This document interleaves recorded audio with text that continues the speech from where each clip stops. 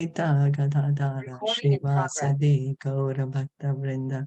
Hare Krishna, Krishna Krishna, Hare Hare, Hare Rama, Rama Rama, Hare Hare. We're going to continue reading from Srimad Bhagavatam. We're on Canto 3, Chapter 25, Text 30. Is this better, Neha? Are you able to see that better, the screen? The font is okay?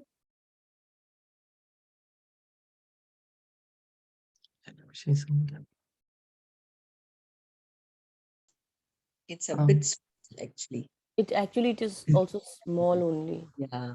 It is same. Yeah. It's still small. Yeah. But it's so big here for me. I don't know how to change that. Huh?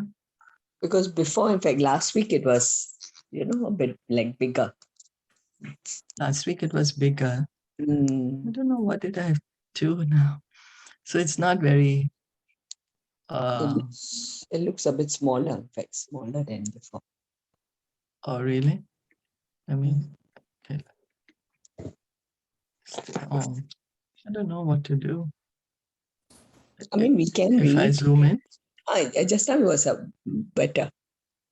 Just now when you did. Maybe later I'll try to again see how I can increase the font. But yeah, are you able better. to see it? Yeah, this is perfect. This is better. Yeah. Oh, okay. Okay. Yeah. Thank you. Okay. So tadetane vijanihi yathaham mandadir hare sukham buddhyeya durbodham yosha bhavat anugrahat. Translation and purport by His Divine Grace, A.C. Bhaktivedanta Swami Srila Prabhupada. My dear son Kapila, after all, I'm a woman. It is very difficult for me to understand the absolute truth because my intelligence is not very great. But if you will kindly explain it to me, even though I'm not very intelligent, I can understand it and thereby feel transcendental happiness. Knowledge of the absolute truth is not very easily understood by ordinary, less intelligent men. But if the spiritual master is kind enough to the disciple, however unintelligent the disciple may be, then by the divine grace of the spiritual master, everything is revealed. Vishwanath Chakravarti Thakur therefore says, Yasya Prasadad. By the mercy of the spiritual master, the mercy of the Supreme Personality of Godhead, Bhagavad Prasada is revealed. Devahati requested her great son to be merciful towards her because she was a less intelligent woman and also his mother. By the grace of Kapila Dev, it was quite possible for her to understand the absolute truth, even though the subject matter is very difficult for ordinary persons, especially women. So the point to understand here is this: the knowledge of the absolute truth is difficult for us to understand, but by the grace of the spiritual master, he reveals this knowledge to us. Vishwanath Chakravarti Thakur in the Guru Vashtakam, he says, Yasya prasadat bhagavad prasado, Yasya prasadat nagati kutopi. That by the mercy, by pleasing the spiritual master, we get the mercy of Krishna. By pleasing the spiritual master, we get the mercy of Krishna, and then everything is revealed. The spiritual knowledge is revealed to us. So that is the point. Because to understand, you're not that qualified. You're not qualified. But by the mercy of spiritual master, everything is revealed. Maitriya vacha vidit vartham kapilo matur itham jata sneho yatra tanva vijataha tatvam nayam yat pravadanti sankyam provacha vai bhakti vitana yogam. Sri Maitreya said, after hearing the statement of his mother, Kapila could understand her purpose and he became compassionate towards her because of being born of her body. He described the Sankhya system of philosophy, which is a combination of devotional service and mystic realization as received by disciplic succession. Shri Bhagavan Uvacha Devanam Gunalinganam Anushravika Karmanam sattva evaika manaso vittihi swabhaviki tuya animita bhagavati bhaktihi siddher gariyasi. Lord Kapila said, the senses are symbolic representations of the demigods, and their natural inclination is to work under the direction of the Vedic injunctions. As the senses are representatives of the demigods, so the mind is the representative of the Supreme Personality of Godhead. The mind's natural duty is to serve. When that service spirit is engaged in devotional service to the personality of Godhead without any motive, that is far better even than salvation.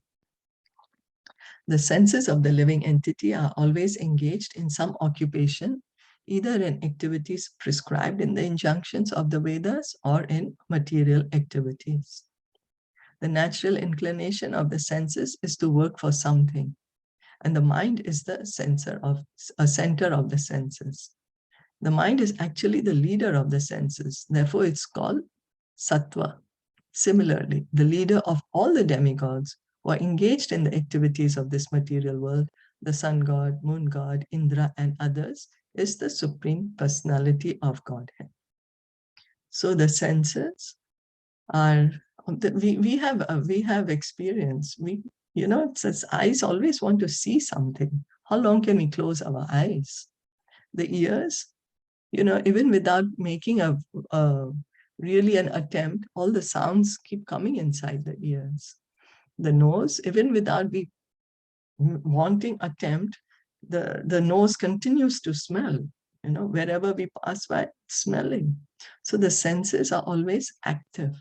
And the mind, how many thoughts come and go, always active. And Krishna says, of the senses, I'm the mind. He says that in the Bhagavad Gita. So that's why the mind is called the sixth sense. Mind is in the Bhagavad Gita called the sixth sense, and the center of all the senses. So that's the reason it's always advised that first fix the mind on the lotus feet of the Lord. Then automatically all the senses is easier to control them. Easier to control once we fix the mind on the lotus feet of the Lord. It is stated in the Vedic literature that the demigods are different limbs of the universal body of the Supreme Personality of Godhead. So we heard also in the beginning how the universal form, how in the universal form the different demigods were being created, and how the different demigods are in the different parts of the universal form of the Lord. Our senses are also controlled by different demigods. Our senses are representations of various demigods, and the mind is the representation of the Supreme Personality of Godhead. The senses, led by the mind, act under the influence of the demigods. When the service is ultimately aimed at the Supreme Personality of Godhead, the senses are in their natural position. So as we understand that even to lift our hand, there's some demigod who is in charge. Even to blink our eyes, some demigod is in charge. We think it's automatic, but because it's so fast, everything happens so fast, the Paramatma gives the sanction, the demigods, they give us, they actually help us to do it. So we think it's automatic. So what is the natural position of the senses is when they are engaged in the service of the Supreme Personality of Godhead. That is the natural position of the senses. The Lord is called Rishikesha, for he is actually the proprietor and ultimate master of the senses. So he is Rishikesha because he is the owner. He is the owner of all the senses. The senses and the mind are naturally inclined to work, but when they are materially contaminated, they work for some material benefit or for the service of the demigods, although actually they are meant to serve the Supreme Personality of Godhead. The senses are called Rishika, and the Supreme Personality of Godhead is called Rishikesh. Indirectly, all the senses are naturally inclined to serve the Supreme Lord. That is called bhakti. So Rishikena Rishikeshas Sevanam Bhaktir Uchyate. And that is when the senses are engaged in the service of the master of the senses, then that is bhakti. Bhakti is to engage our senses in the service of master of the senses by hearing about the Lord. We are engaging our ears. By looking at the deity or by reading from the scriptures, we are engaging our eyes. By trying to understand, contemplating what is being said in the scriptures, we are using our mind and intelligence. So that is bhakti, engaging the senses in the service of the Lord. By chanting, we are engaging our tongue, mouth, ears. Kapila Dev said that when the senses, without desire for material profit or other selfish motives, are engaged in the service of the Supreme Personality of Godhead, one is situated in devotional service. That spirit of service is far better than siddhi, salvation. Bhakti, the inclination to serve the Supreme Personality of Godhead, is in a transcendental position far better than mukti or liberation. Thus, bhakti is the stage after liberation. Unless one is liberated, one cannot engage the senses in the service of the Lord. When the senses are engaged either in material activities of sense gratification or in the activities of the Vedic injunctions, there is some motive. But when the same senses are engaged in the service of the Lord and there is no motive, that is called animitta and is the natural inclination of the mind. The conclusion is that when the mind, without being deviated, either by Vedic injunctions or by material activities, is fully engaged in Krishna consciousness or devotional service to the Supreme Personality of Godhead, it is far better than the most aspired for liberation from material entanglement. So bhakti begins from the point of liberation. Pure devotional service begins from the liberated platform, when the soul has completely understood, oh, I'm not this body, I am a spirit soul. And when he understands, oh, I'm a spirit soul, I'm a part and parcel of the Supreme Lord, then he engages all his senses, the mind, everything in the service of the Supreme Lord. So this is the transcendental platform. It is not on the platform of the body. Pure devotional service begins after liberation. So that's why it is said, Brahmabhuta prasanatma na sochati na kankshati. Brahmabhuta. It begins, pure devotional service begins from the Brahmabhuta platform, where there is no desire, no material desires, no desire for mystic powers, and no desire for liberation, because it's already beginning from the liberated platform.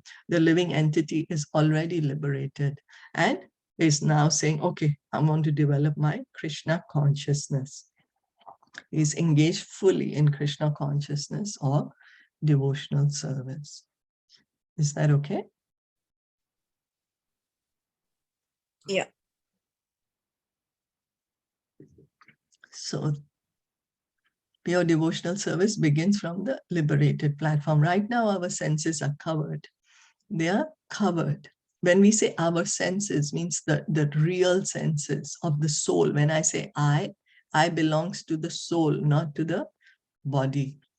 So then the soul has the real senses. These body senses are just a covering for the soul's senses. So we have to purify our senses. And that begins by when we engage in devotional service, by hearing and chanting. And it will bring us to this point of liberation. It will bring us to this point. So what is And then it liberated continues. platform? That means I'm it's sorry? like liberated platform. What do you mean? That means like, you know that you are the spirit soul. Yes. Does that mean? Oh, okay. Yes. You realized it. You Realized. already realized, okay, I'm not the body. I'm a spirit soul. I am Aham Brahmasmi. Already realized that. And then from that point begins Ananya Bhakti, pure devotional service. Okay. So then, Jara Yati Sorry, Ashu just one Yakosha. question. Sorry, just one Yes. question. So liberated is when you just understand that you are soul, not that you are Swaroop, right? Yeah. Not the Yes. Swaroop, right? Yes. Yes. Swaroop you later, right? Swarup is later. Yeah. So this is Yes. just that you understand that everybody else is also soul, you are soul, and Yeah, everybody you else is realize part. that. And yeah, you realize that Yeah. everyone else is equal, even an animal is equal because they are also soul, and you give them proper respect and you consider everybody equal, right? Yes. And Not the you are Swaroop not, part. yeah, you're not thinking you're the body anymore. You have understood, okay, I'm not the body. I'm a spirit soul. I'm Brahman. I'm part and parcel of the Supreme Lord. Yes. Okay. Yes. Jara yati ashu yakosham nikirnam analo yatha. Bhakti devotional service dissolves the subtle body of the living entity without separate effort, just as fire in the stomach digests all that we eat. Bhakti is in a far higher position than mukti because a person's endeavor to get liberation from the material engagement is automatically served in devotional service. So what happens is when we engage in bhakti, we automatically get mukti. It becomes automatic. By hearing chanting, we will come to liberation. It has to happen. Just as Kapila Muni is, Lord Kapila Dev is saying, that the stomach will digest whatever we are eating. We don't have to separately tell the stomach, okay, now you digest. So the example is given here that the fire in the stomach can digest whatever we eat. If the digestive power is sufficient, then whatever we can eat will be digested by the fire in the stomach. Similarly, a devotee does not have to try separately to attain liberation. That very service to the Supreme Personality of Godhead is the process of his liberation, because to engage oneself in the service of the Lord is to liberate oneself from material entanglement. So by hearing and chanting, by chanting the Hare Krishna mantra, very easily and very quickly, we can be situated on the liberated platform. Really, we take up the process of chanting with great sincerity, and very quickly we can come to this point of liberation. We can get liberation. So this is why it is said that we don't need to separately endeavor. Just chant. Just continue chanting. Chanting is bhakti, you know? Continue chanting, and by this chanting, we will come to liberation. Before chanting is hearing. So hearing and chanting both go on. Hearing begins with, bhakti begins by hearing and then comes to chanting. So that Sri Bilva Mangal Thakur explained this position very nicely. He said, if I have unflinching devotion unto the lotus feet of the Supreme Lord, then mukti or liberation serves me as my maidservant.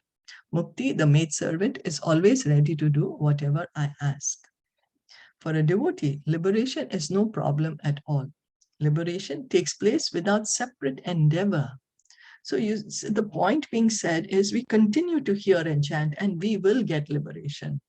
We don't have to separately go do anything else to get liberation. All of us want to get liberated. We want to get out of this material world, get out of this material engagement, understand the truth. By hearing and chanting, it will happen. The impersonalist, the bhakti is therefore far better than mukti or impersonalist position. The impersonalists undergo severe penances and austerities to attain mukti.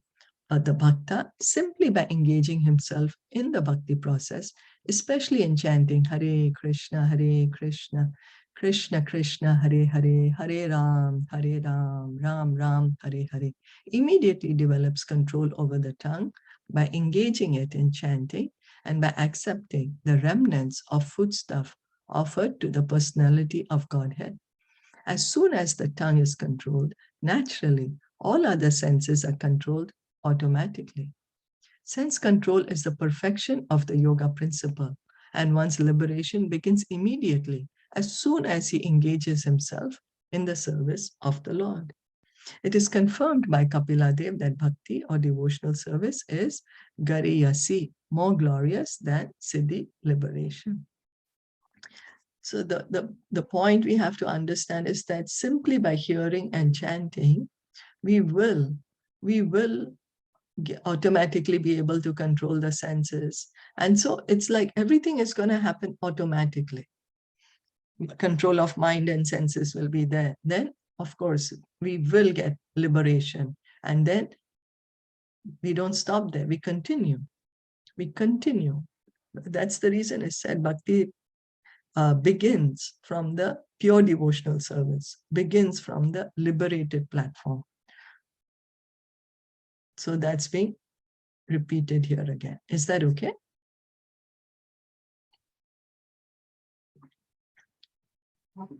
Because otherwise to get liberation, it's very, very difficult. The austerities, the penances are very severe, not possible for us to do in this age of Kali.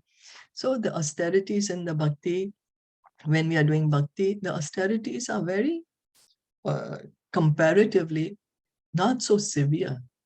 Austerity, okay, chant the Maha Mantra is an austerity, hear about Krishna, then fasting on Ekadashi or Janmashtami, like that.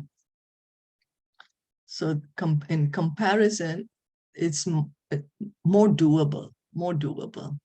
And the result is guaranteed result. This is a bit long. Did anyone want to add anything or comment anything?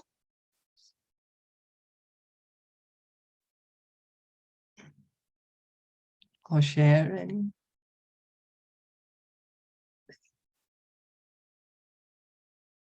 No? This next verse is a bit longer, so I'm thinking maybe we just stop here for today, if that's okay. Yeah. And if there's no other further discussion on it, then we'll stop here. Srimad Bhagavatam ki jai, Srila Prabhupada ki jai, Gaur Bhaktavinda ki jai, Hare Krishna. Thank you so much for listening and joining. Thank you. Hare Krishna.